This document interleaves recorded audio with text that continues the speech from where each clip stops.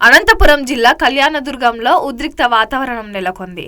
కళ్యాణదుర్గం పట్టణంలో postal ballot ఓట్లను కొనుగోలు చేసేందుకు తెరలేపిన అధికార వైసీపీ పార్టీ నేతలు పట్టణంలోని ఆర్డీఓ ఆఫీస్ వద్దనే స్వయంగా ఒక కానిస్టేబుల్ ఓటర్ లిస్ట్ రెడీగా పెట్టుకుని పోస్టల్ బ్యాలెట్ వేసే ఉద్యోగులతో మాట్లాడుతూ డబ్బులు ఇచ్చేందుకు ప్రయత్నం చేస్తుండగా టీడీపీ నేతలు స్వయంగా వెళ్లి అడ్డుకున్నారు. అందుకు సంబంధించిన వీడియోలు సోషల్ మీడియాలో వైరల్గా మారాయి. పోస్టల్ బ్యాలెట్ ఓట్లను వైసీపీ నాయకులు ప్రభావితం చేస్తున్నారని సమాచారం తెలుసుకున్న టీడీపీ కూటమి అభ్యర్థి అలిమినేని సురేంద్రబాబు తనయుడు ఘటనా స్థలానికి చేరుకోవడంతో అతనిపై వైసీపీ మూకలు రాళ్లదాడికి దిగారు. మరోవైపు స్థానిక డిగ్రీ కళాశాల వద్ద కూడా ఇదే తంతు జరుగుతోందంటూ టీడీపీ నేతలు ఆగ్రహం వ్యక్తం చేస్తున్నారు. ఈ విషయంపై టీడీపీ నేతలు అనంతపురం ఎస్పీకి ఫిర్యాదు చేసేందుకు సిద్ధమయ్యారు.